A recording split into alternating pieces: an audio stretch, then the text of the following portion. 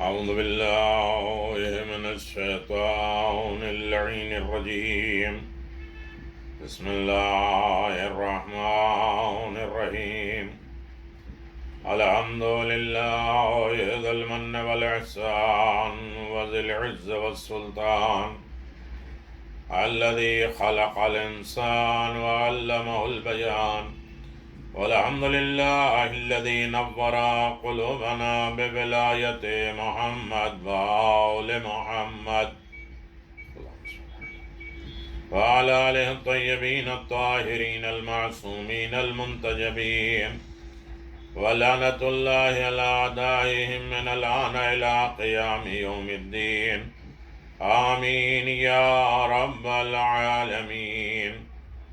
أما بعد، فقد قال الله تبارك وتعالى في قرآن مجيد: بسم الله الرحمن الرحيم. إن الله اصطفى وزاده بسطة في العلم والجسم. صدق رسوله النبي الكريم وصدق الله العلي العظيم. سامعین گرامی قدر، حیات جناب ابوالفضل عباس پہ ہماری گفتگو جاری اور ساری ہے۔ ناظرین محترم، جیسا کہ آپ کو معلوم ہے کہ 7 رجب بھی جناب ابوالفضل عباس کی ولادت بسعادت منائی جا رہی ہے۔ آپ تمام حضرات کو بہت بہت مبارک۔ خود امام حسین کو، مولائے کائنات کو، جناب ام البنین کو، جناب فاطمہ زہرا کو، امام حسن، جناب زینب ام کلثوم رسول خدا، یہاں تک کہ تمام معصومین اور امام زمان کی خدمت میں خداوند عالم کی بارگاہ میں مبارک اور تبریک پیش کر رہے ہیں۔ باب الحوائج کے صدقے میں ہماری یہ مبارکبادی کو قبول کریں۔ اور عیدی کا دن ہے، ہمیں عید محبت حسین اور شفاعت حسین کے عنوان سے عطا فرمائیں۔ امام زمان کے مطیع فرما برداروں میں شمار فرمائے، ہر مشکل پریشانی آسان فرمائے، باب الحوائج کے در سے وابستہ رہنے کی توفیق عنایت فرما۔ امام حسین کے چاہنے والے مطیع فرما بردار اصحاب انصار میں ہم سب کو شامل فرما۔ ہر شخص کی مشکلات دنیاوی اور آخرت کو بحق ابوالفضل عباس پوری فرما۔ جناب ابوالفضل عباس کی شجاعت کے بارے میں گفتگو چل رہی تھی۔ جنگ صفین میں آپ کی شرکت، اللہ کے آخری نبی حضرت محمد مصطفیٰ صلی اللہ علیہ وآلہ وسلم نے جب اعلان رسالت فرمایا تو عرب کے قبائل میں جو خاندان آپ کی مخالفت میں سب سے پیش تھا، سب سے آگے تھا، وہ خاندان بنی امیہ ہے، جس کا سردار ابو سفیان پیغمبر اسلام کی جان کا سب سے بڑا دشمن بنا ہوا تھا۔ جب تک حضرت مکہ مکرمہ میں رہے، ان کو ہر طرح کی اذیت پہنچانے کی سازشیں کرتا رہا، اور جب آپ ہجرت فرما کر مدینہ منورہ تشریف لے گئے تو وہ آپ کے خلاف جنگ کے لیے اپنے لشکر لے کر مختلف مختلف جنگوں پر نبرد آزمائی کرتا رہا، لیکن جب فتح مکہ کے بعد ظاہری طور سے کھلم کھلا کسی میدان جنگ میں اترنے کے قابل نہ رہا تو در پردہ سازشوں میں لگ گیا اور انتظار میں رہا کہ حضور اکرم کی آنکھ بند ہوتے ہی ایسے حالات پیدا کر دیے جائیں کہ دینی اقتدار دنیاوی سلطنت کے سانچے میں ڈھل جائے اور لوگ حضور اکرم کے اسوہ حسنہ پہ چلنے کے بجائے قیصر و کسریٰ کے شاہانہ انداز کو اختیار کرنے کی طرف راغب ہو جائیں۔ جب حضور اکرم صلی اللہ علیہ وآلہ وسلم کی شہادت ہوئی، وفات ہوئی، رحلت ہوئی، تقریباً 12.5 برس کے بعد ابو سفیان کے خاندان کے ایک بزرگ کو اسلامی حکومت کا سربراہ بنا دیا گیا اور ہر طرف بنی امیہ کے اوباس جوانوں کو معاشرے پر بالادستی نصیب ہو گئی۔ تو ابو سفیان نے اپنے لوگوں کے درمیان اس بات کا کھلم کھلا اعلان کیا کہ خلافت کی گیند تمہارے قبضے میں آ چکی ہے، اس سے جس طرح چاہو کھیلو۔ جنت اور جہنم کوئی چیز نہیں ہے معاذ اللہ جس کے بعد بنی امیہ نے اور کھل کر کھیلنا شروع کر دیا اور اقربا پروری کا وہ طوفان اٹھا کر الامان الحفیظ بڑی مشکلات اور بڑی نفرتیں قدورتیں اور حسد و جلن کا میدان شروع ہو گیا۔ جب خلیفہ ثالث تیسرے خلیفہ کے بعد امت مسلمہ کے شدید اصرار کے بعد امیر المؤمنین علی بن ابی طالب علیہ السلام نے زعام اقتدار سنبھالی تو بنی امیہ کے ایوان لرز گئے، اور وہ لوگ جو دنیا پرستی عیش عشرت کے گٹاٹوپ اندھیرے میں ڈوب چکے تھے، وہ یہ بات کیسے برداشت کر سکتے تھے کہ ان کی عشرت قدوں میں سناٹا چھا جائے، ان کے قلعوں میں ویرانگی پیدا ہو جائے، ان کا دربار سناٹا ہو جائے۔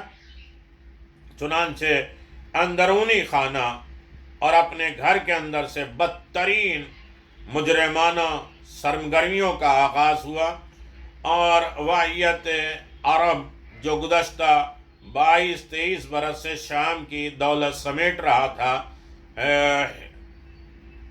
علم بغاوت بلند کیا، حضرت امیر المؤمنین کے مقابل میں آ گئے۔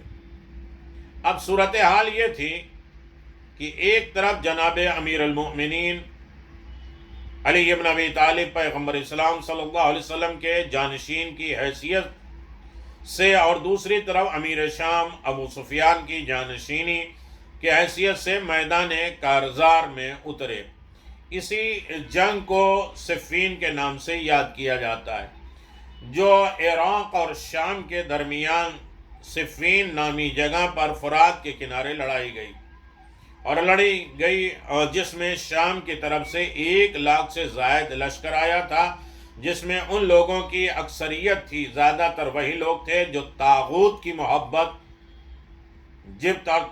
محبت اور دنیاوی مال اور دولت کی لالچ میں ایسے اندھے ہو چکے تھے کہ اونٹنی میں امتیاز نہیں کر سکتے تھے۔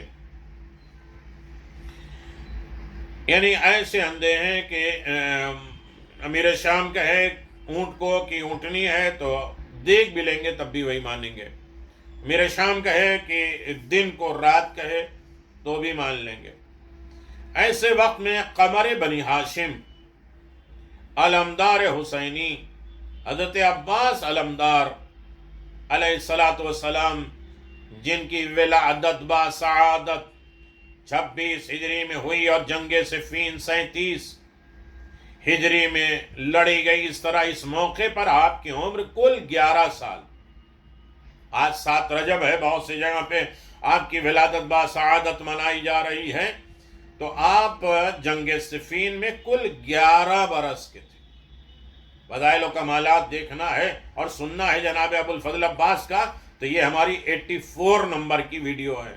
83 تک جو ہے ویڈیو جناب ابو الفضل عباس کے سلسلے میں، ان کے فضائل کمالات، ان کے اسماء، ان کا ددیال، نسب، حسب، یہ سب کچھ بیان کیا جا چکا ہے۔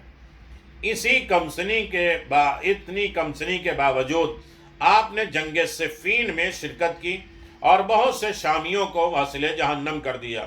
چنانچہ صاحب تحفہ کو سفینہ لکھتے ہیں، قمطراز کرتے ہیں کہ جنگ صفین میں جب امیر المؤمنین نے حضرت امام حسین علیہ السلام کو جنگ پر جانے کی اجازت دی اور حضرت عباس نامدار نے دیکھا کہ میرا آقا میدان میں جا رہا ہے تو دل بے چین ہو گیا۔ اگرچہ اس وقت آپ بہت کم سن تھے، لیکن دلیرانہ حیثیت سے نصرت امام کے لیے آگے بڑھے، اور اصحاب امیر المؤمنین کا بیان ہے کہ ناگہاں ایک برق سامنے سے چمک گئی، یعنی ایک سوار اس طرح ایک سم سے نکلا کہ یہ معلوم نہ ہو سکا کہ وہ کون ہے۔ دیکھا کہ درمیان صفوف لشکر میں آیا اور نیزہ اس طرح سے ہاتھ میں لیا تھا کہ اس نے کمال غیظ اور غضب سے نیزے کو حرکت دی۔ اشقیاء کے لشکر کے بعض نوجوانوں کو نیزے کی انی پر اٹھا کر پھینک دیا، پھر ایک کے بعد دوسرے ناری کو واصل جہنم کرتا رہا، یہاں تک کہ تھوڑی دیر میں 90 دشمنوں کو واصل جہنم جناب ابوالفضل عباس نے کیا۔ ان شیرانہ حملوں کی وجہ سے لشکر میں خلل پڑ گیا، بھگدڑ مچ گئی۔ یہ دلیر کون ہے؟ لوگوں نے غور سے دیکھا تو معلوم ہوا کہ شیر عشرہ شجاعت فرزند حیدر صفدر قمر بنی ہاشم حضرت ابوالفضل عباس ہیں۔ یعنی کتاب قمر بنی ہاشم صفحہ نمبر 101 نجف میں چھپی ہے کتاب۔ صاحب فضائل شہداء لکھتے ہیں کہ جنگ صفین میں حضرت عباس نبرد آزما تھے، لڑ رہے تھے تو آپ پر پیاس کا غلبہ ہوا اور اپنے بزرگوار سے عرض کیا، بابا، ادھر ایک بزرگ سے کہا، بابا پیاس ہلاک کیے دے رہی ہے۔ حضرت علی ابن ابی طالب نے آب سرد کا ایک جام اپنے نور نظر کو دیا اور حضرت عباس نے پانی پی کر اپنی پیاس بجھائی اور خدا کا شکر ادا کیا، اور پانی پی چکے تو دیکھا کہ حضرت علی کی گود پھیلی ہوئی ہے۔ گریا گلوگیر ہو گیا، حضرت علی علیہ السلام رونے لگے۔ دس بجتا عرض کیا، بابا آپ رو رہے ہیں، آپ کے رونے کا سبب کیا ہے؟ فرمایا، بیٹا تمہاری اس پیاس کے غلبے نے ایک اور موقع کی پیاس ہمیں ہماری نگاہوں کے سامنے کر دیا، جس میں دریا کی روانی کے باوجود تمہارے لبوں تک ایک قطرہ پانی بھی نہ پہنچ سکے گا۔ حضرت عباس نے عرض کیا، بابا وہ کون سا زمانہ ہوگا؟ امام نے فرمایا، بیٹا یہ واقعہ سن 61 ہجری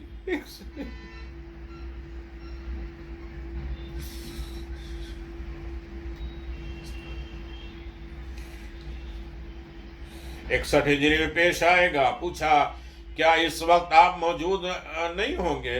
کہا، بیٹا میں نہیں موجود ہوں گا۔ پوچھا، میرے بھائی حسن اور حسین تو ہوں گے؟ فرمایا، حسن تو نہیں ہوں گے مگر حسین موجود ہوں گے، وہ بھی تمہاری طرح پیاس انہیں مارے ڈالیں جائیں۔ پوچھا،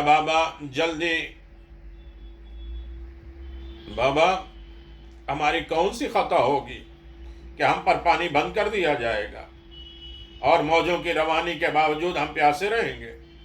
فرمایا، تمہاری کوئی خطا نہیں ہوگی، صرف حسین کی رفاقت میں، حسین کی دوستی میں، حسین کے ساتھ دینے میں تم پیاسے رہو گے۔ پوچھا، کیا فرزند رسول حسین پر پانی بند کیا جائے گا؟ فرمایا، بیٹا وہ اسی گروہ کے لوگ ہوں گے جو آج تمہارے سامنے ہیں، تم لوگوں پر یہ پانی بھی بند کریں گے اور حسین کے تمام ساتھی یہاں تک کہ تمام اقربا، چھوٹے بڑے بچے بھی شہید کر دیے جائیں گے۔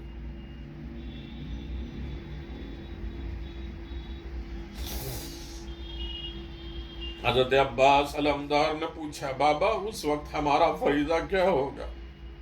امام نے فرمایا، بیٹا اس وقت فرزند رسول پر اپنی جان فدا کر دینا۔ فضائل الشہداء باب نمبر 2۔ یقیناً جناب ابوالفضل عباس کی قربانی اور وفاداری کائنات میں پھیلی ہوئی، بہت سی کتابیں لکھی گئی۔ اس دور میں جمعے کا دن، یا باب المراد، یا باب الحوائج، صفین پہلی منزل، پھر کربلا بنے گی۔ عباس جب تک جنگ کر لو حیدر کی زندگی میں۔ اللہ اکبر،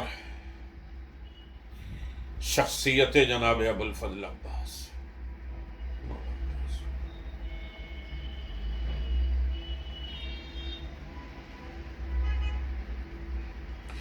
امام حسن مجتبیٰ علیہ السلام کے ساتھ، یاد آ رہا، جناب عباس 40 ہجری میں مولا کائنات امیر المؤمنین علی ابن ابی طالب علیہ السلام کی شہادت واقع ہوئی، جس کے بعد دنیا اسلام کے وہ صاحبان حمیت جنہوں نے جناب امیر المومنین کو جیت کی تھی، انہوں نے سرداران جوانان جناب امام حسن مجتبیٰ علیہ السلام کی بیعت کی، جو انہوں نے امیر المومنین کی بیعت کی تھی۔ مورخین نے اس بیعت کرنے والوں کی تعداد 40,000 لکھی ہے۔ یہ وہ لوگ تھے جنہوں نے حضرت علی ابن ابی طالب علیہ السلام سے یہ عہد و پیمان کیا تھا کہ جب تک بدن میں جان ہے آپ کے ساتھ دیں گے اور آپ کے دشمن سے لڑتے رہیں گے۔ مگر یہ وہ زمانہ تھا جب امیر شام نے خزانے کا منہ کھول دیا تھا اور بڑے بڑے لوگ اپنی دولت کے ذریعے خرید رہا تھا، بڑے بڑے لوگوں کو خرید لیا تھا اس نے اپنی دولت کے ذریعے، اپنے سرمایہ کے ذریعے اور اپنے ڈر اور خوف کے ذریعے لوگوں کو اپنی طرف بلا لیا تھا۔ چنانچہ بیعت سے ایسے لوگ جو ایمان کے لحاظ سے کمزور اور پیسے کی طاقت سے مغلوب ہو جانے والے تھے، ان پر اس نے داؤ ڈالا اور بارش کر دی پیسوں کی۔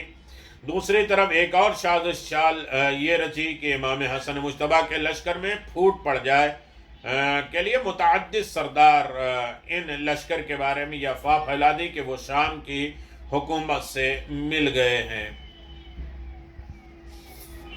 نتیجہ یہ ہوا کہ امام علیہ السلام کے ساتھیوں میں پھوٹ پڑ گئی، ہر طرف انتشار افتراق کی کیفیت نظر آنے لگی، جس کے بعد امام علیہ السلام نے اپنے نانا حضرت رسول خدا صلی اللہ علیہ وسلم کے صلح حدیبیہ کو پیش نظر رکھتے ہوئے حکومت سے دستبرداری اختیار کر لی۔ اور یقیناً دیکھیں آپ کیا عالم تھا وہ حسن جس کی رگوں میں شیر پاک فاطمہ، وہ حسن جس کے جگر میں عزم شیر کردگار، وہ حسن جو سجدہ احمد میں سجدوں کا فروغ، وہ حسن جو منبر احمد پہ منبر کا وقار، صلح اس کی کیوں نہ ہو تمہید جنگ کربلا، کر گیا اس کا قلم ہموار راہ ذوالفقار۔ حکومت سے دستبردار ہو جانے کے بعد امام حسن مجتبیٰ علیہ السلام نے مدائن اور موصل میں کچھ عرصے گزارے اور اس کے بعد مدینہ منورہ تشریف لائے۔ اس تمام عرصے میں حضرت عباس علمدار نے اپنے برادر بزرگ حضرت امام حسن مجتبیٰ علیہ السلام کے جو وقت حجت خدا کے ساتھ رہے، جیسا کہ ارباب تاریخ نے لکھا ہے کہ جناب عباس امام حسن مجتبیٰ کے ساتھ رہے، جیسا کہ حضرت امام حسن مجتبیٰ با عباس برادر با جان خویش و جمیع شیعوں نے بموصل تشریف بردن، آپ اپنے بھائی عباس اور کچھ شیعوں کو لے کر موصل تشریف لے گئے۔ ذکر العباس صفحہ 54۔ موصل اور مدائن کے سفر کے بعد حضرت امام حسن مجتبیٰ علیہ السلام مدینہ منورہ تشریف لے گئے اور وہیں مستقل قیام رہا، یہاں تک کہ امیر شام کے بھیجے ہوئے زہر کے ذریعے 28 صفر سن 50 ہجری کو آپ کی شہادت واقع ہو گئی۔ آپ ساری کتابوں میں آپ اندازہ لگائیں، دیکھ لیں، تاریخ کامل جلد، تاریخ عاصم کوفی، روضۃ المقات جلد انتیر، ان تمام چیزوں میں موجود ہے کہ کس طریقے سے آپ کو زہر دیا گیا، زہر کہاں سے آیا اور کس عالم میں کیسے کیسے جو ہے لوگوں کو ملا کر زہر دیا گیا، اور یہاں تک کہ امام حسن مجتبیٰ علیہ السلام کی شہادت واقع ہو گئی اور امام حسن مجتبیٰ علیہ السلام اس دنیا سے رخصت ہو گئے۔ حضرت امام حسن مجتبیٰ علیہ السلام کی شہادت پر پورے مدینے میں کوہرام بپا ہو گیا، پورے مدینے میں ہنگامہ، لیکن اس کے باوجود امام حسن مجتبیٰ کے ساتھ کیسا ظلم کیا گیا۔ جب جنازہ نکلا ہے تو جنازے پہ تیر برسائے گئے، اور نانا کے پہلو میں آپ کی قبر نہیں بننے دیا، جنازہ دوبارہ گھر واپس آیا، اور کوئی ایسا گھر نہ تھا جس گھر میں ماتم نہ ہوا ہو امام حسن مجتبیٰ علیہ السلام کی یاد میں۔ حضرت عباس علمدار کے بارے میں ارباب تاریخ نے لکھا ہے کہ از کمال رنگ از روح عباس پرید ہے، شدت غم کی وجہ سے حضرت عباس علیہ السلام کے چہرے کا رنگ اڑ گیا تھا اور آپ بے پناہ گریہ فرما رہے تھے۔ حسن مجتبیٰ جیسا امام جا رہا ہے، بھائی جا رہا ہے، جناب عباس نے کتنی نصرت و مدد کی ہے، امام حسن مجتبیٰ علیہ السلام کے ساتھ رہے ہیں، اور ایسے عالم میں دنیا نے امام حسن مجتبیٰ کے جنازے کے ساتھ کیسا سلوک کیا۔ جناب عباس کو جلا لایا، حسین غریب نے روکا، کوئی بھائی ہے جو بھائی اور آقا کے جنازے پہ تیر دیکھے؟ لیکن دین اور مذہب کے لیے تمام چیزیں جناب ابو الفضل عباس نے برداشت کیا، اور یہاں تک کہ حالات یہ ہو گئے کہ امامت امام حسین کے ہاتھ میں آئی۔ امام حسین علیہ السلام کو بھی اسی طریقے سے لوگوں نے ظلم و تشدد کا نشانہ بنایا، یہاں تک کہ حسین ابن علی کو مدینے میں بھی رہنے نہیں دیا۔ مدینے کے حالات کیا تھے؟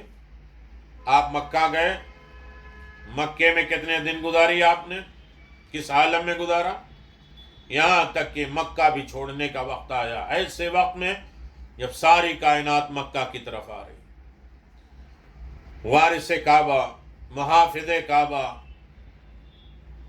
کعبے کی نشاندہی کرنے والا، کعبے کی عظمت بڑھانے والا حسین کعبہ چھوڑ کے جا رہا ہے۔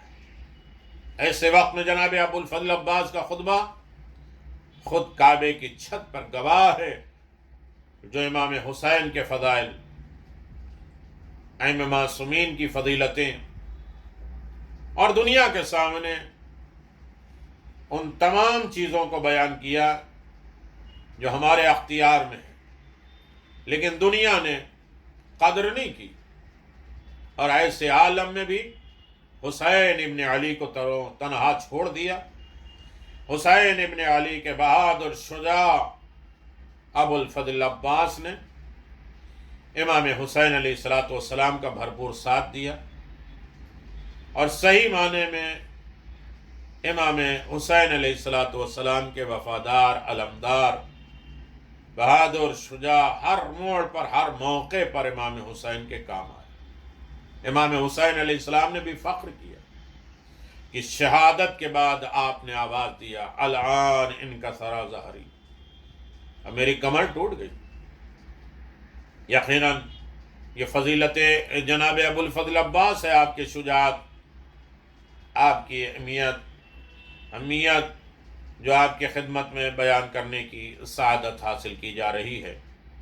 دعا کرتے ہیں رب کعبہ بحق الزہراء و ابیہا و بعلہا و بنیہا و سر مستودع فیہا، ہماری یہ قلیل عبادت کو بارگاہ رب العزت میں قبول و مقبول فرمائے۔ ولادت جناب عباس کے ضمن میں ہم سب کو ان کی بارگاہ سے صحیح طریقے سے ہدیہ اور تحفہ اور امام کے مطیع فرما برداروں میں اس عنوان سے ہمیں عطا فرمائے کہ ہم امام حسین علیہ السلام کے سچے چاہنے والے، مونس و مددگار میں قرار دیں۔ امام زمان کو مبارکباد پیش کرتے ہیں۔ مولا امام زمان جمعہ کا دن ہے، جناب عباس کی ولادت کی شب آ رہی ہے، لوگ منا رہے ہیں، ہم سب کو بھی جناب ابو الفضل عباس کا صحیح سچا مطیع فرما بردار امام زمان کا چاہنے والا قرار دے۔ یا کاشف الکرب عن وجل حسین اکشف کربی و کرب المؤمنین بحق اخیک الحسین علیہ السلام۔ جناب ابو الفضل عباس کی شخصیت آپ کی خدمت میں جاری و ساری ہے، اور انشاءاللہ گفتگو رہے گی اور اس انداز سے رہے گی کہ کم از کم جناب ابو الفضل عباس کی عدد جو ہیں 133، تو کم از کم 133 تک ویڈیو پہنچائیں. اس کے بعد توفیق الہی اور مدد اور نصرت جناب عباس ہے، تو اس سے آگے بھی انشاءاللہ معجزات کے ذریعے، کرم نوازیوں کے ذریعے، عطاؤں کے ذریعے انشاءاللہ گفتگو جاری و ساری رہے گی. والسلام علیکم ورحمۃ اللہ وبرکاتہ.